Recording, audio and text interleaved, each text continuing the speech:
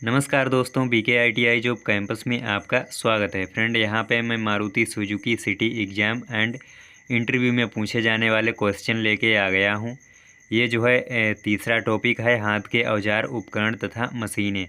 इसमें जो है फ्रेंड, अब मैं आपको बताऊँगा, सारे क्वेश्चन हिंदी में दिए गए हैं। तो ये जो है कम से कम आपको एक बार इन क्वेश्चन को आपको जो है अपनी कॉपी पे नोट कर लेना है और इनको पढ़ के जाना है, क्योंकि आपको ये नहीं पता है कि एक क्वेश्चन आपको कहाँ से कहाँ तक ले जा सकता है, एक आंसर जो है आपको इंटरव्यू में कहाँ से कहाँ तक पहुँचा सकता है। तो ये जो है कम से कम एक बार तो आपको देखना ही चाहिए। तो फ्रेंड, वीडियो पे बने रहे, मैं इसका जो है आंसर आपको पढ़ के बताऊँगा एंड आप इन्हें अपनी कॉपी पे भी नोट कर सकते हैं।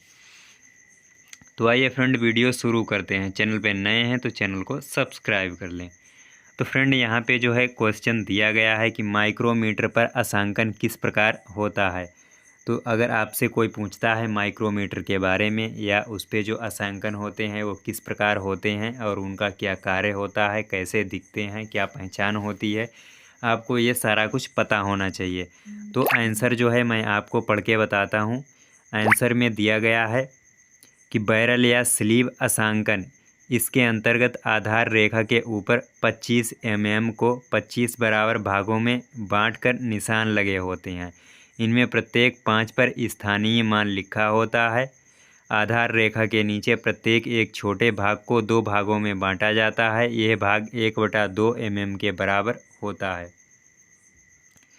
इसी प्रकार इंच माइक्रोमीटर में आधार रेखा के इंच को 10 बराबर भागों में बांटकर निशान अंकित रहते हैं। इन्हें मेन डिवीजन कहते हैं। इस एक भाग को 4 बराबर भागों में बांटकर निशान अंकित रहते हैं। यह एक निशान सब डिवीजन कहलाता है। ये जो है टोटल आपको पता होना चाहिए। यहाँ पे इसके बाद में है कि थिम्बल अंशांकन क्या है और इसकी क्या पहचान है। तो थिम्बल अंशांकन जो है मीट्रिक माइक्रोमीटर के थिम्बल के सिरे को 25 भागों में बांटकर निशान बने होते हैं। प्रत्येक 5 के अंतराल से स्थानीय मान लिखा होता है। यह एक भाग थिम्बल भाग कहलाता है। इसी प्रकार इंच माइक्रोमीटर में थिम्बल पर निशान अंकित रहते हैं। तो ये हो गया। इसके बाद में जो नेक्स्ट क्वेश्चन आता है वो है अल्पतमांक किसे कहते हैं। बहुत ही इजी क्वेश्चन है। इसको आपको बताना है कि किसी यंत्र औजार नापी जा सकने वाली वह सूक्ष्म से सूक्ष्म नाप, यानी कि छोटी से छोटी नाप जिसे नापा जा सके उसे हम अल्पतमांक माप कहते हैं। इसके बाद में फ्रेंड जो है अगला क्वेश्चन आता है आउटसाइड माइक्रोमीटर की रीडिंग कैसे ली जाती है। तो इसमें जो है 4 पॉइंट दिए गए हैं आउटसाइड माइक्रोमीटर की रीडिंग के लिए। पहला है बैरल या स्लीव के मेन डिवीजन के खुले पूर्ण भाग को 0.1 से गुणा करें। दूसरा है बैरल के सब डिवीजन के पूर्ण खुले भागों को 0.025 से गुणा करें।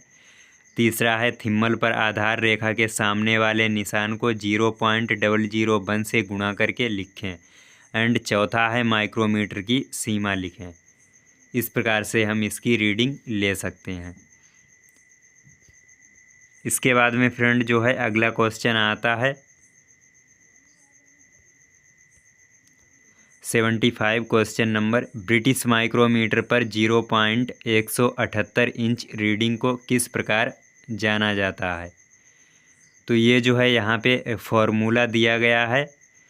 वो फार्मूला मतलब सीमा की नाप क्या है, मेन डिवीज़न की नाप क्या है, सब डिवीज़न की नाप क्या है, थिम्बल के निशान रीडिंग, ये यहाँ पे सारा कुछ टोटल दिया गया है। इसके बाद में ऐसा ही अगला क्वेश्चन आता है। आप इन्हें कॉपी पे अपना नोट कर सकते हैं और देख सकते हैं। मैं इससे आगे का क्वेश्चन आपको बताने वाला हूँ कि स्क्रू पिच गेज का क्या कार्य है। टूल से रिलेटेड है। तो स्क्रू पिच गेज जो है आपको किस काम में आता है और इसकी जो है क्या हमें ज़रूरत पड़ती है। तो स्क्रू पिच गेज द्वारा किसी नट बोल्ट में 1 इंच पर कितनी संख्या में चूड़ी कटी है यह ज्ञात किया जाता है।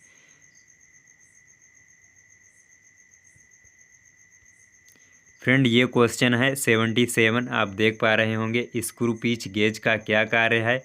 तो स्क्रू पिच गेज द्वारा किसी नट बोल्ट में 1 इंच पर कितनी संख्या में चूड़ी कटी है यह ज्ञात किया जाता है। मतलब इससे इसकी नाप ली जाती है कि कितनी दूरी पर चूड़ी कटी हुई है स्क्रू पिच गेज के द्वारा।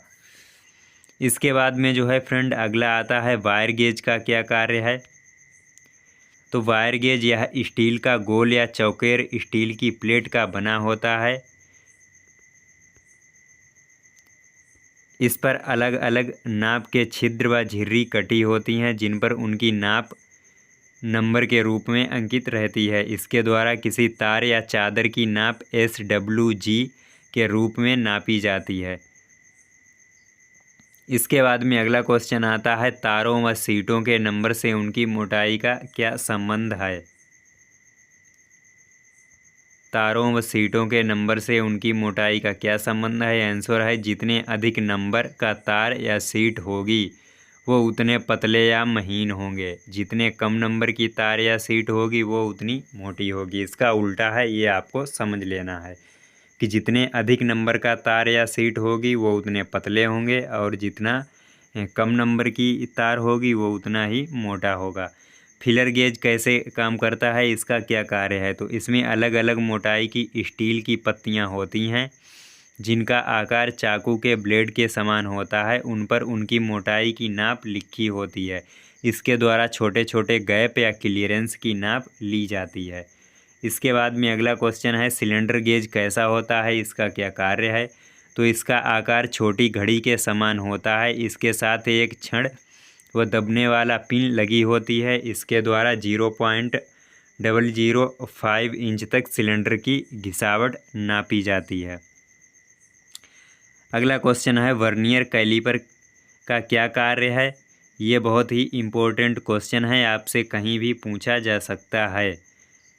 इसका आंसर है यह किसी जॉब की 1 इंच तक परिशुद्ध माप लेने का कार्य करता है। यह इंच व mm दोनों में आते हैं। mm वर्नियर कैलीपर द्वारा 0.02 mm तक की नाप ली जा सकती है। वर्नियर कैलीपर का ये आंसर आप कॉपी पे नोट कर लेना और इंटरव्यू देने से पहले पढ़ के जाना है। इसके बाद में फ्रेंड जो है वर्नियर कैलीपर के नाप लेने का क्या आधार है। तो वर्नियर कैलीपर 2 स्केलों की माप के अंतर के आधार पर नाप लेता है। इसके बाद में फ्रेंड अगला क्वेश्चन आता है कि निशान लगाने वाले औजार कितने प्रकार के होते हैं। तो यहाँ पे 7 प्रकार के दिए गए हैं निशान लगाने वाले औजार।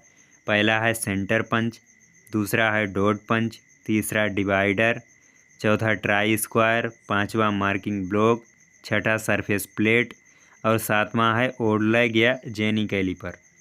ये 7 प्रकार के हैं। तो सेंटर पंच कैसा होता है। यह कार्बन स्टील का नुकीला औजार है। इसका कटिंग कोण 90 डिग्री पर बना होता है। इसके द्वारा ड्रिल करने से पूर्व उस स्थान पर गहरा निशान लगाने का कार्य लिया जाता है जिससे ड्रिल घूमते समय सरक ना जाए।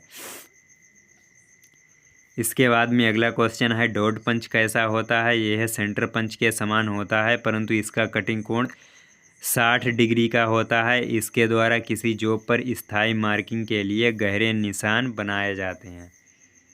अगला डिवाइडर, यह कैलीपर के समान 2 टांग वाला नुकीला औजार है। इसके द्वारा चाप वृत्त खींचे जाते हैं जिसे रेखाओं को बराबर भागों में बांटा जा सकता है। इसको हम देसी भाषा में गुनिया भी बोलते हैं। डिवाइडर के बाद आता है ट्राई स्क्वायर।